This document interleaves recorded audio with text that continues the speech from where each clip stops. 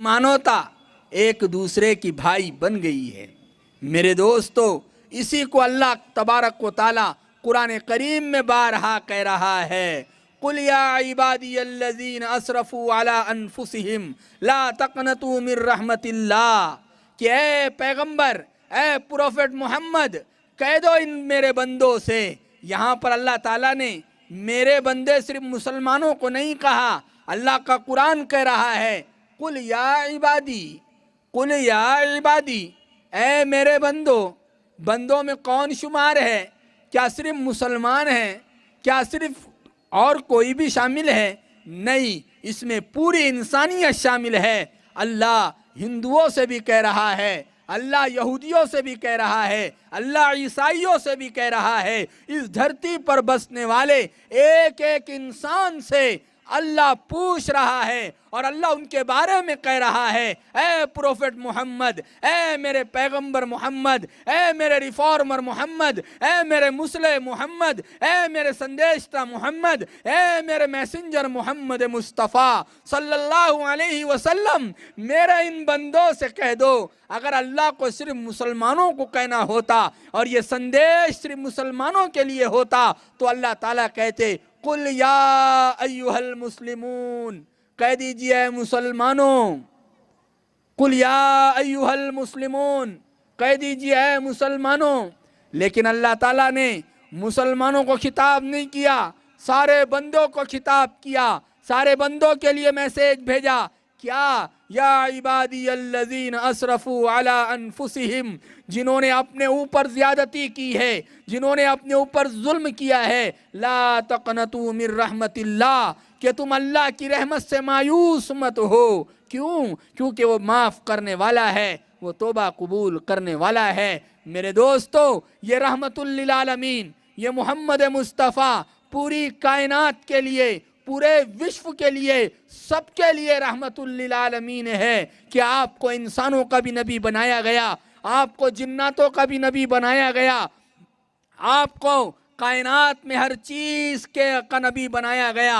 आप हर एक के लिए दया और माया का मादा लेकर आए हैं। सिर्फ मुसलमानों के लिए प्रोफेट मोहम्मद मुस्तफ़ा सल्लल्लाहु अलैहि वसल्लम में दया नहीं थी, बल्कि आप तो गैरों को भी अपने गले से लगाते थे, अपनों को भी अपने गले से लगाते थे, पत्थर मारने वालों को दुआएं देते थे, आप गालियां देने वालों के लिए हिदायत की दुआएं करते थे। कुर्बान जाऊं मेरे आका हजरत मोहम्मद मुस्तफ़ा सल्लल्लाहु अलैहि वसल्लम की ज़ाते गिरामी पर आपने हर एक के लिए दया का मुजाहरा किया, हर एक के लिए आप मोहब्बत लेकर आए थे, प्रेम प्यार लेकर आए थे, आप भाईचारा लेकर आए थे, सद्भावना का मिजाज लेकर आए थे, इंसानियत की तालीम लेकर आए थे। और इससे बड़ी इंसानियत की तालीम क्या हो सकती है? कुर्बान जाऊं, ये जहां पर प्रोफेट मोहम्मद पैदा हुए सल्लल्लाहु अलैहि वसल्लम, जिसको मक्का मुकर्रमा कहा जाता है, जहां पर मुसलमानों का किबला है,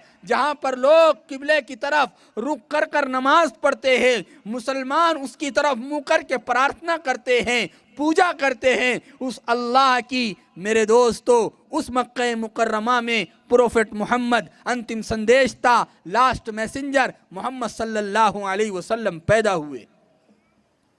और वहाँ की हालत क्या थी?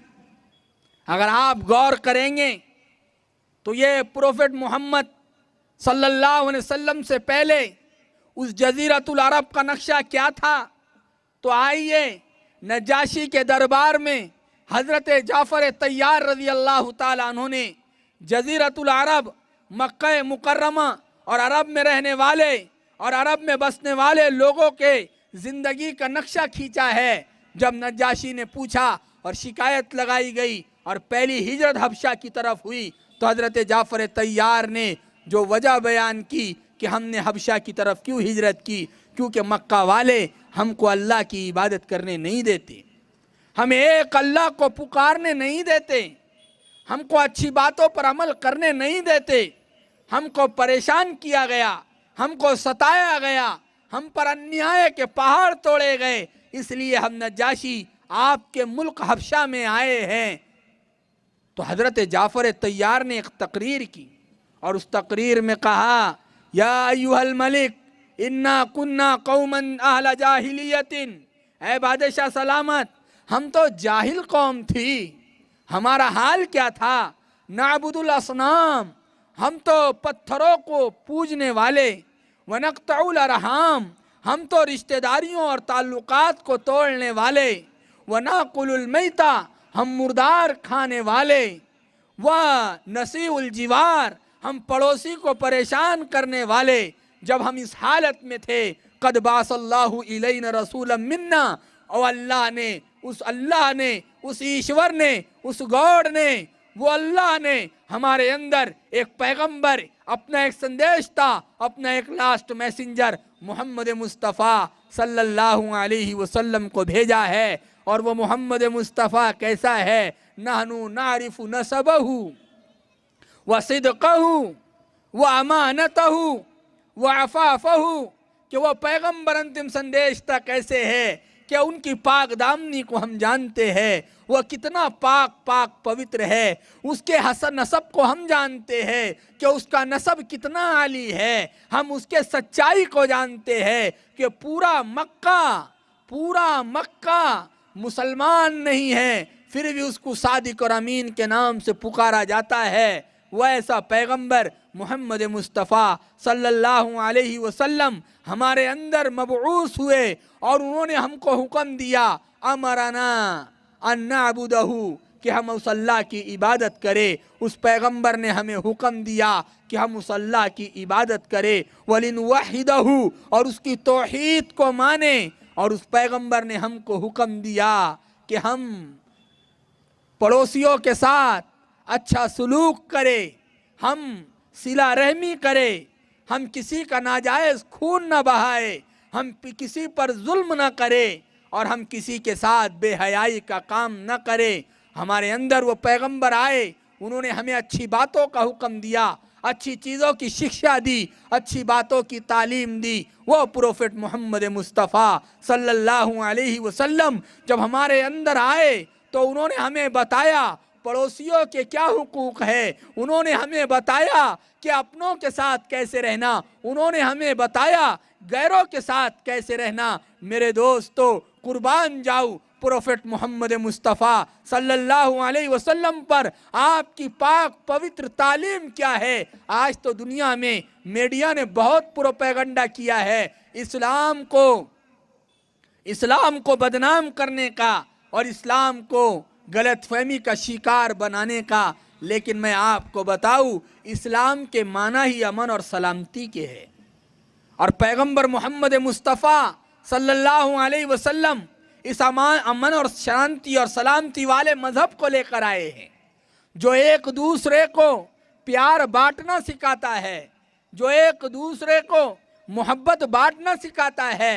कुर्बान जाऊं, मेरी आवाज़ जहां तक जा रही है, इस्लाम ने कभी मजहब के आधार पर भेदभाव नहीं सिखाया, इसलिए कि प्रोफेट मोहम्मद की शिक्षा ये है, अल खल्कु अयालुल्लाह, अल खल्कु अयालुल्लाह, कि ये पूरी मखलूक, पूरी मानवता उस अल्लाह का कुंबा है। और पूरी मानवता में मुसलमान भी है, हिंदू भी है, यहूदी भी है, क्रिश्चन भी है, ईसाई भी है, ब्राह्मण भी है, जैन भी है, दलित भी है। जो कोई भी इंसान है वो सारा का सारा अल्लाह का कुंबा है, वो अल्लाह की मखलूक है। अल्लाह ने इंसान को, मानवता को अपने हाथों से बनाया है। मैं कुर्बान जाऊँ मेरे आका प्रोफेट मोहम्मद मुस्तफ़ा सल्लल्लाहु अलैहि वसल्लम की तालीम और शिक्षा पर मैं आपको चैलेंज के साथ ये बात कह रहा हूँ।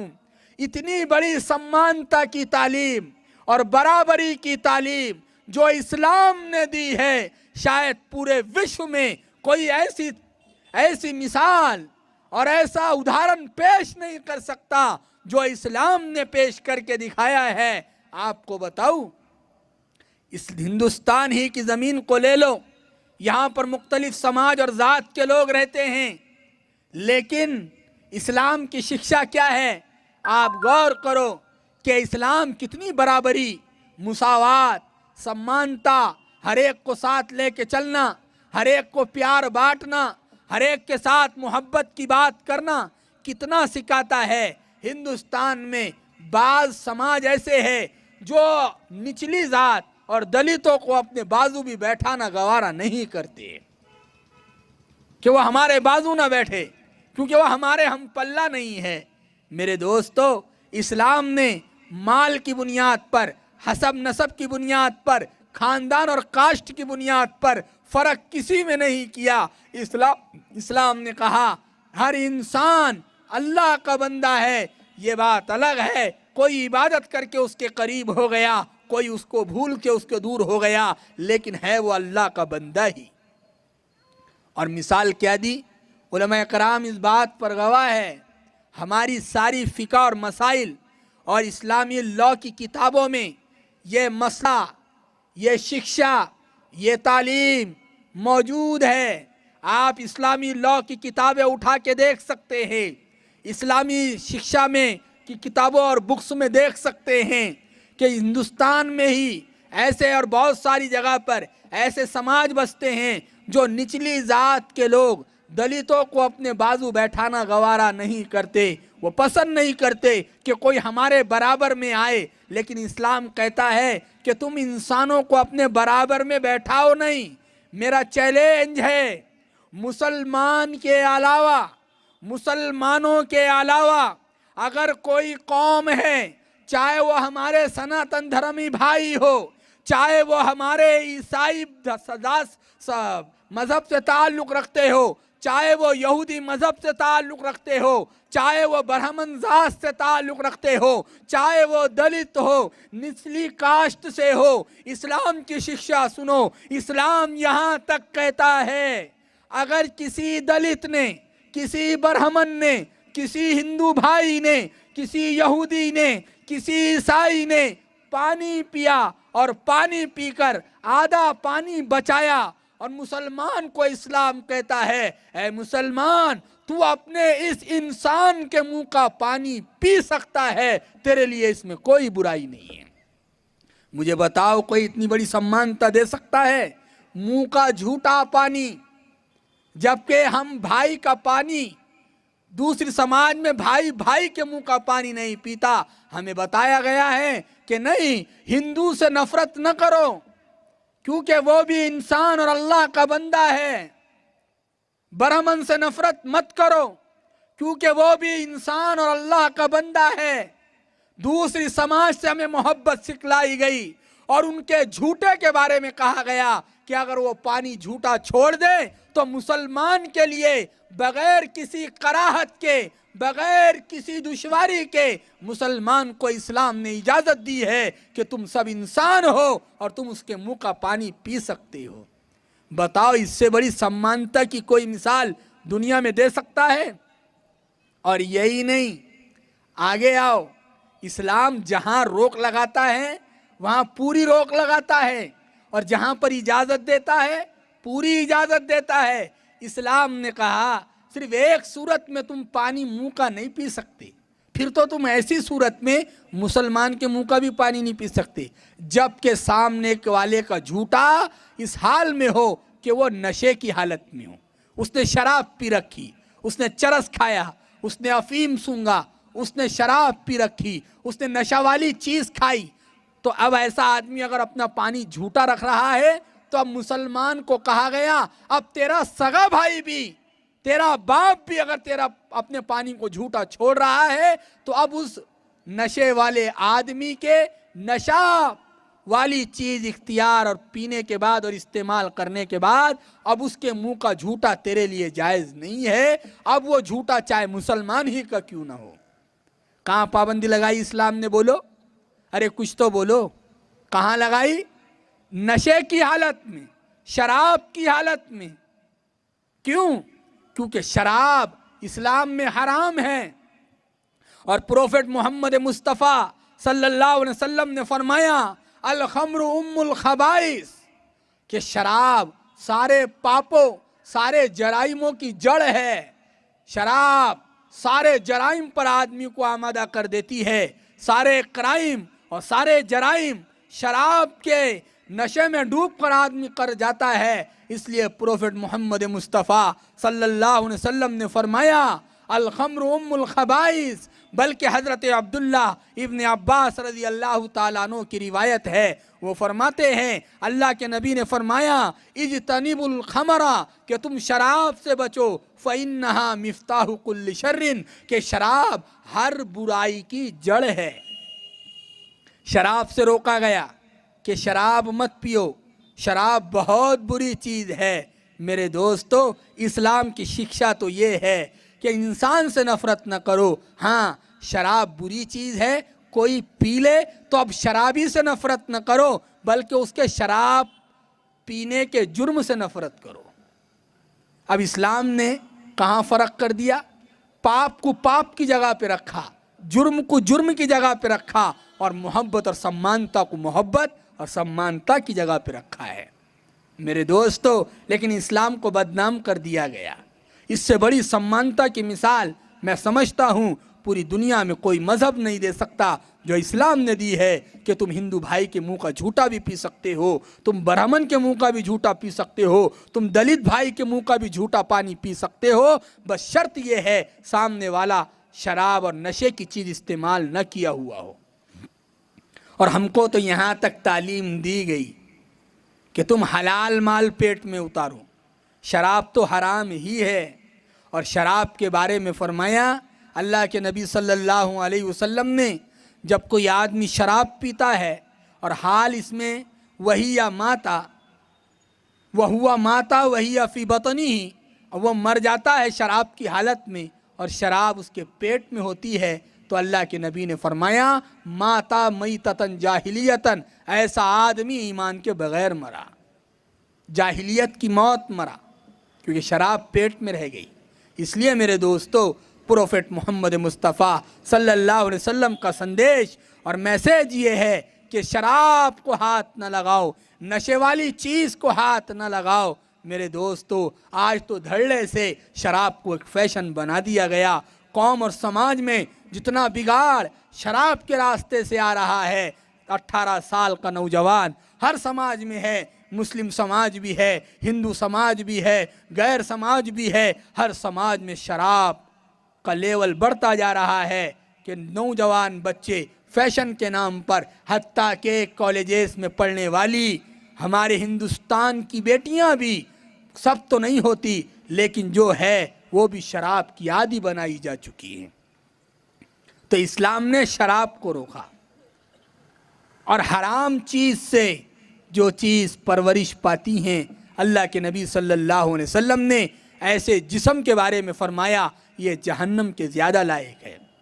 एक मरतबा हज़रत अब्दुल्ला इब्न अब्बास रज़ी अल्लाह ताला अन्हु फरमाते हैं कि अल्लाह के नबी सल्लल्लाहु अलैहि वसल्लम के सामने एक आयत तिलावत की गई, जिसमें अल्लाह ताला ने कहा या अय्युहन्नास कुलू मिम्मा फिल अर्ज़ी हलालन तय्यिबा, कि ऐ लोगो वो चीज़ें खाओ ज़मीन में की जो हलाल और पाकीज़ा हो, हलाल भी हो पाकीज़ा भी हो। तो हज़रत साद इब्न अबी वक्कास रज़ी अल्लाह ताला अन्हु उसी मजलिस में मौजूद थे, फ़ौरन खड़े हुए और खड़े होकर कहा या रसूल अल्लाह उदउल्लाह अय्यजअलनी मुस्तजाब दावात, ए अल्लाह के नबी मेरे लिए दुआ फरमा दीजिए कि अल्लाह मुझे मुस्तजाब दावात बना दे। तो अल्लाह के नबी ने कोई लंबा चौड़ा जवाब नहीं दिया कि आप तहज्जुद पढ़ो। मुस्तजाब दावात किसे कहते हैं? मुस्तजाब दावात, आदमी जब एक मकाम पे पहुंच जाता है तो उसकी हर छोटी बड़ी दुआ अल्लाह ताला कबूल करते हैं। बड़े बड़े अल्लाह वाले गुजरे हैं, अल्लाह के नबी अम्बिया मुस्तजाब दावात थे, सहाबा मुस्तजाब दावात थे, ताबईन तबे ताबईन औलिया अल्लाह मुस्तजाब दावात थे, कि मुस्तजाब दावात उसे कहा जाता है जिसकी हर दुआ को अल्लाह कबूल करते हैं। तो अल्लाह तबारक व ताला से आप दुआ फरमा दीजिए कि अल्लाह मुझे मुस्तजाब दावात कर दे, यानी मेरी हर दुआ को अल्लाह ताला कबूल फरमा ले। मेरे दोस्तों, अल्लाह के नबी ने ये नहीं कहा ऐ साद नमाज पढ़ो, ऐ साद रोज़ा रखो, ऐ साद तिलावत करो, ऐ साद हज करो, ऐ साद ये करो। कहा नहीं, एक छोटा सा जुमला कहा, एक छोटा सा जुमला कहा, फरमाया या साद अतिब मतामा का, ऐ साद तेरे खाने को तू पाकीज़ा कर ले, तेरे खाने को तू हलाल कर ले, तकुन मुस्तजाब दावात, तू मुस्तजाब दावात बन जाएगा। तेरी दुआ अल्लाह कबूल करेगा। कोई लंबा अमल नहीं बताया, कोई वजीफ़ा नहीं बताया, कोई नमाज नहीं बताई, कोई तिलावत नहीं बताई, बस ये कहा पेट में जाने वाला लुक्मा हलाल का होना चाहिए। अगर तेरे पेट में जाने वाला लुक्मा हराम का है, किसी की दबाया हुआ है, किसी की ज़मीन दबा ली, किसी का खेत दबा लिया, किसी का अनाज दबा लिया, किसी का कर्जा दबा लिया, शराब का पैसा, सूद का पैसा, लुटा हुआ पैसा, जनता का हक, पब्लिक का हक, दो लोगों का हक, इंसानियत का हक, मानवता का हक, जानवरों का हक, तू सब खा गया। फरमाया ये हराम है। मेरे दोस्तों, कुर्बान जाऊं मेरे आका पर। मेरे आका ने फरमाया अतिब मत अमका एहसान, तेरा खाना पाकीज़ा हो, तेरा खाना हलाल हो, तकुन मुस्तजाब दावत, तू मुस्तजाब दावत हो जाएगा। फिर आपने फरमाया कि अल्लाह तेरी हर दुआ को कबूल करेगा, तेरी हर दुआ सुनी जाएगी। आज देखो तो सही मेरे दोस्तों, आज कितनी दुआएं मांगी जा रही है। आपको ताज्जुब होगा हमारी दुआएं आसमानों पर भी पहुंच रही है या नहीं। पहले ऐसे होता था, मैदान बदर में 313 है और दुआ मांग रहे हैं, अल्लाह आसमानों से फरिश्तों को भेज रहा है। पहले अब्दुल मुत्तलिब काबतुल्लाह का गिलाफ पकड़ कर रो रहे हैं और पहाड़ पर चढ़ चुके हैं। अबराहा का लश्कर आया, अल्लाह ने अबाबिलों के लश्कर को भेज दिया है। मेरे दोस्तों, आसमानों से मदद आई है, लेकिन आज हमारी दुआएं कबूल क्यों नहीं होती? क्या वजह है? देखो तो सही, जितने उम्रे और जितने हज इस ज़माने में किए जा रहे हैं, शायद इससे पहले इतने उम्रे और इतने हज नहीं किए गए। जितने मदरसे मस्जिदें आज हैं, इससे पहले कभी नहीं थे। जितने हाजी आज हैं, इससे पहले कभी नहीं थे। जितने सदकात खैरात करने वाले आज हैं, इससे पहले कभी नहीं थे। जितने दीनदारी दुनिया में आज नजर आती है, इससे पहले कभी नहीं थे। और मुसलमान के पास दीन के सीखने और सिखाने के जितने आलात और असबाब आज है, इससे पहले कभी नहीं थे। और मुसलमान जितने जलील आज है, इससे पहले कभी नहीं थे। वजह क्या है? गौर किया आपने? मेरे दोस्तों, नमाजें तो सभी पढ़ रहे हैं, मस्जिदों में तहज्जुद गुजार भी मौजूद है, कुरान भी पढ़े जा रहे हैं, दारुल उलूम खुले हुए हैं, बड़े बड़े जामियात खुले हुए हैं, बड़ी बड़ी दीन इदारे खानकाएँ खुली हुई है, दावत व तबलीग का काम हो रहा है, अल्लाह वाले आ रहे और जा रहे हैं। उसके बाद भी बैतुल्लाह का गिलाफ पकड़ कर रोने वाले लाखों हाजियों की दुआओं में से एक की तो अल्लाह सुन लेता और अहले ईमान के तहफ़्फ़ुज़ का अल्लाह फरमान जारी कर देता। क्या वजह है? आए दिन एक सूरज निकलने वाला एक नया मसला और नया फितना लेके तुलू हो रहा है। और क्या वजह है कि हर डूबने वाला सूरज हर आने वाले दिन एक नया फितना देकर डूब रहा है। मेरे दोस्तों, हमारी कमाइयों को चेक करने की ज़रूरत है, हमारे कमाइयों के जायज़ा लेने की ज़रूरत है। इसलिए कि सूद की रोटी और सूअर की बोटी, इस दोनों में कोई फ़र्क नहीं है। भाई मुश्ताक रहमतुल्लाह अलैह बम्बई वाले कहा करते थे, सूद की रोटी और सूअर की बोटी में कोई फ़र्क नहीं है। मेरे दोस्तों, अपने पेट को हलाल का आदी बनाओ, पाकीज़ा ग़िज़ाएँ अपने पेट में दाखिल करो, अपने बच्चों के पेट में दाखिल करो। वो निज़ाम ही बदल गए। सारे दुनिया में इंसान इस दौड़ में लगा हुआ है, बस दौलत आए, चाहे हलाल आए चाहे हराम आए, मुझे बस दौलत चाहिए, मुझे दुनिया का नशा चाहिए, मुझे दुनिया चाहिए। मेरे बंगला अच्छा हो, मेरी गाड़ी अच्छी हो, मेरा ओहदा अच्छा हो, मुझे ओहदा अच्छा मिले, मैं ऊंचा इंसान समझा जाऊँ, मैं दुनिया में बड़ा इंसान माना जाऊँ, लोग मुझे सेठ साहब कहे, लोग मुझे बड़ा इंसान कहे, बड़ा लीडर कहे, बड़ा मुक्तदा कहे, बड़ा इमाम कहे, मेरी शोहरत हो, मेरी वाह हो, लोग मेरे पीछे चले, चाहे हराम हो चाहे हलाल हो। मेरे दोस्तों, ये कोई फ़ायदे की कामयाबी नहीं। ऐसा कामयाब हुआ तो क्या हुआ, ऐसी कामयाबी भी नाकामी है और ऐसी नाकामी भी नाकामी है। दुनिया के बाद जब आखिरत के अंदर आँख खुलेंगी तब पता चलेगा ओए होए मेरे दुनिया की कामयाबी यहाँ नाकामी है, नाकामी तो पहले ही नाकामी थी। दुनिया की मालदारी यहाँ की फ़कीरी है, मैं तो पहले ही फ़कीर हूँ। दुनिया की इज़्ज़त तो यहाँ की ज़िल्लत है, मैं तो पहले ही ज़लील हूँ। मेरे दोस्तों, ये झूठी इज़्ज़त, ये झूठी शोहरत, ये झूठी दौलत, ये झूठा बड़ापन मेरे दोस्तों एक दिन मलियामेट होने वाला है, फना होने वाला है, छूट जाने वाला है, ख़त्म हो जाने वाला है। तब आँख खुलेगी, तब समझ में आएगा हमने सब कमा के भी कुछ ना कमाया, सब कमा के भी हम सब हार के आ गए हैं। मेरे दोस्तों, आगे की बात तो अल्लाह के नबी ने अजीब इरशाद फरमाई, कहा या साद अतिब मतआमा का, तेरा खाना हलाल कर ले, तेरा खाना हलाल हो, तेरा खाना पीना हलाल हो। आज तो वो दौर ही चला गया, पूछता भी नहीं है कोई ये दौलत कहाँ से आई है, ये पैसा कहाँ से आया है। लाखों रुपये का गबन और घोटाला है। अरे चंद सिक्कों, चंद मिनटों की और चंद दिनों के आराम के लिए हमने अपनी आखिरत को बर्बाद कर दिया। अल्लाह के नबी ने फरमाया वल्लज़ी नफ्स मुहम्मदिन बियदी, अल्लाह की कसम उस ज़ात की जिसके कब्ज़े में मैं मोहम्मद मुस्तफ़ा की जान है। अल्लाह के नबी कसम खा के बात कह रहे हैं। मेरे दोस्तों, रबीउल अव्वल का महीना सरकार के आने का महीना है। हमें सरकार का आना तो याद रहा, कभी सरकार का पैगाम याद रहा? मेरे दोस्तों, यकीनन सरकार क्यों आए थे, सरकार का आना भी याद रहा, सरकार का जाना भी याद रहा। और सारे उलमा और सारे लोग सिर्फ इस बात पर ही लड़ रहे हैं कि सरकार की पैदाइश कब हुई थी और ये चीज़ें जायज़ है कि नहीं है। हाय काश कोई सरकार का फरमान भी याद कर लेता।